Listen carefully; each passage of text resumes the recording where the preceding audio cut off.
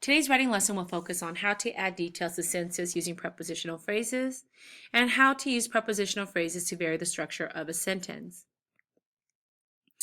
At the beginning of a school year, I give a writing pre-assessment to the students so that they can tell me what type of writing abilities they're coming to me with. And this is an informative, explanatory prompt in response to explain how and why the ancient Egyptians built the Great Pyramids. And you can just tell that from the length of the entry, the child lacks a lot of relevant information, also known as details.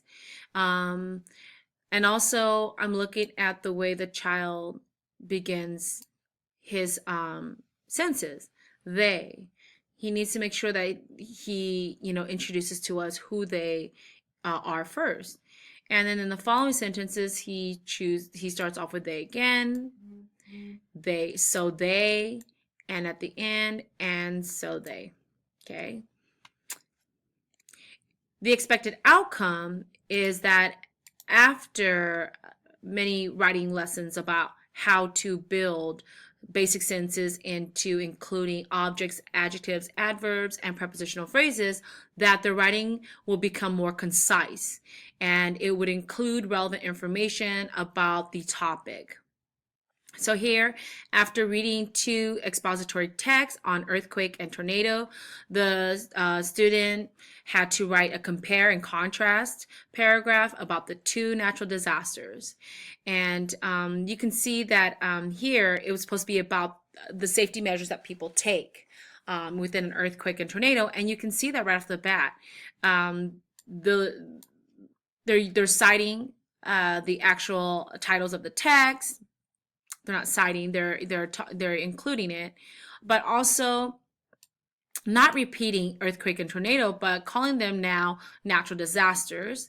And then in the third sentence, the child varies the way that he actually starts the sentence by saying, in an earthquake and tornado, comma, people must take cover away from the windows and stay under a sturdy table. And then the last sentence starts with an article, the safety measures. So the child is showing me pretty much some variation in the way that he begins his sentences. And you can see that the information here is very concise. It's very, relevant to the topic. And the child uses how to negate. Now the child's going to jump into how these two are different. Certain steps must be taken into consideration due to where each natural crisis occur. For example, since an earthquake starts from under the earth's crust, peoples might get to high ground. And the child goes on and on about how a tornado occurs in the air. So you must go to lower ground to remain safe. So now that you know what the expected outcome is, you need to introduce what is a preposition, okay? And here I've included a picture of a mini car and a picture of a tunnel and a bridge. A preposition, we're going to answer, how does this car move in relation to this bridge and this tunnel? So my sentence is going to be, the car can move toward the tunnel, through the tunnel, around the tunnel, by the tunnel, into the tunnel, and over the tunnel. All these ways the car can move in relation to the tunnel and bridge are known as prepositions. Now, you want to provide the students with the commonly used prepositions so that they can quickly reference it. And also, to make it easier, I've alphabetized the prepositions from A to W. This is also a moment where you can teach meaning of words. So here you can say, okay, with your partner, please come up with 3 more prepositions that can help describe how this car moves in relation to the tunnel and the bridge, and try not to use the ones that are already here. Okay, try to come up with different ones. So the expected responses from the students would be, well, how about the car can move? How about the car can move away from the tunnel? Okay, that works. How about the car can move instead of the tunnel? Yeah, because the tunnel can't move, the car's moving. Okay, that. How about you say the car can move inside the tunnel? Okay. And then what if they say, well, how can I use the car can move until the tunnel? See, now this one, that's where you can say, no, that's not going to work. In this case, until looks like it shows time. Okay, it shows either a specific time or a time of the day. Okay, and so this is also a time where you want to make sure that you are explaining the meanings of the preposition.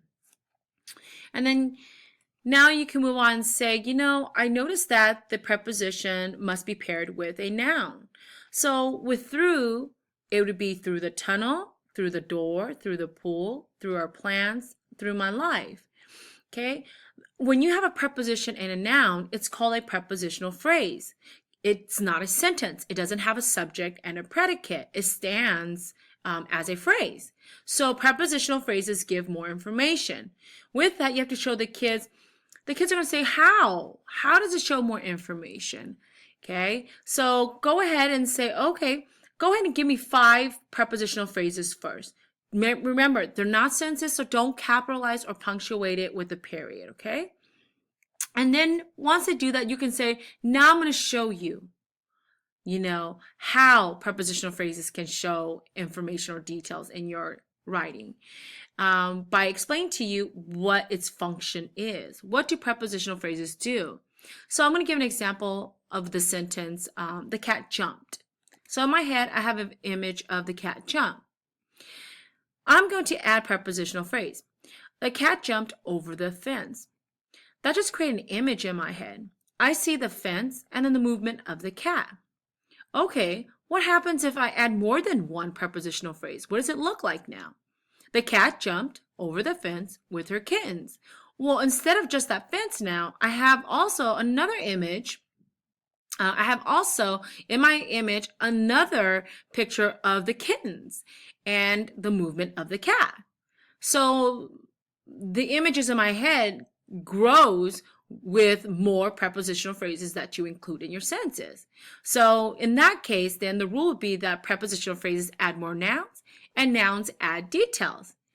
And so again, prepositional phrases give information about questions like who, what, when, where, why, how long, and how often.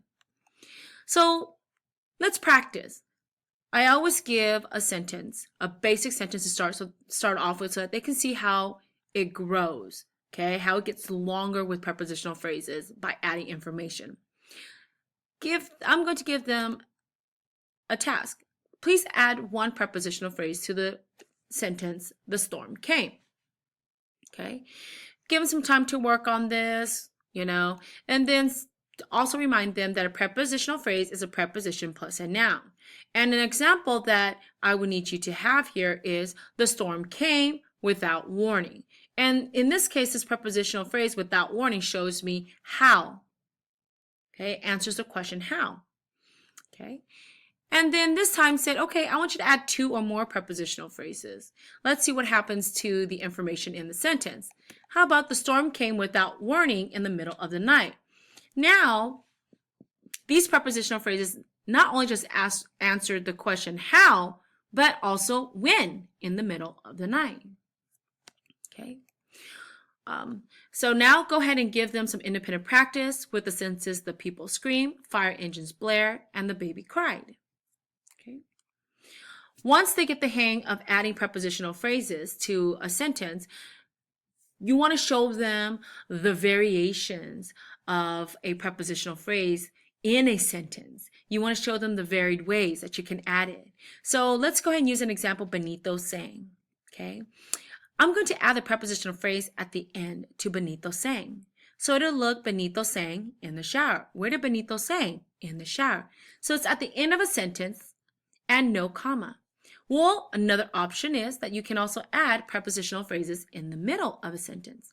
So the middle of the sentence for Benito sang means you need to split up the subject and the predicate. So it will be Benito in the shower sang.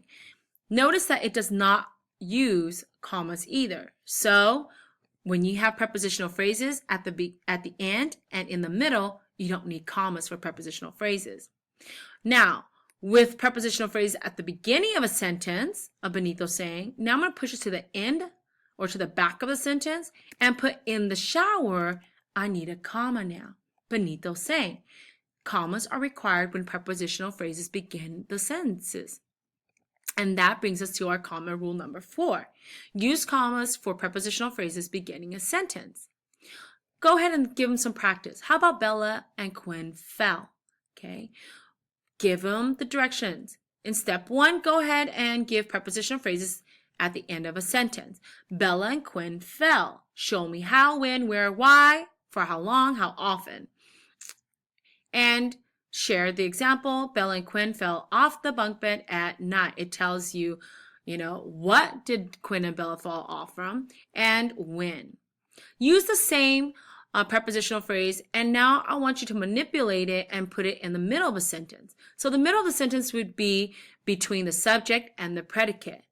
And in this case, the students' prepositional phrases should be placed in the middle. Bella and Quinn off the bunk bed at night fell. No commas. Okay? And step 3, take the same prepositional phrases from above and arrange them at the beginning of a sentence. If it's at the beginning, you need to push, don't forget the comma, but you need to push the subject and the predicate to the back of the sentence and put the prepositional phrase at the beginning of a sentence, but don't forget the comma. Okay? You need to use that comma. Okay? And here's an additional worksheet for the students to practice adding prepositional phrases to the end, middle, and beginning of the sentences. And this is a great time to walk around and to give that one-on-one or small group instruction to those that really don't understand it.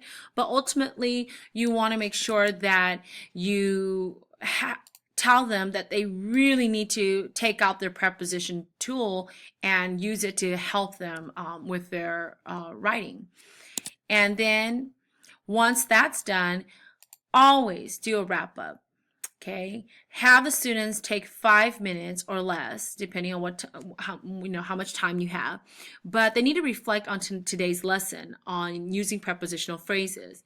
And here is a requirement that in their wrap up or reflection, they need to use the vocabulary prepositional phrases and comma. So here you are looking for them to talk about what is a prepositional phrase.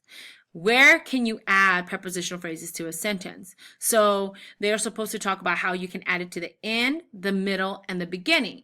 But if prepositional phrases are added to the beginning of a sentence, you must use commas. Okay? So, and that's about it.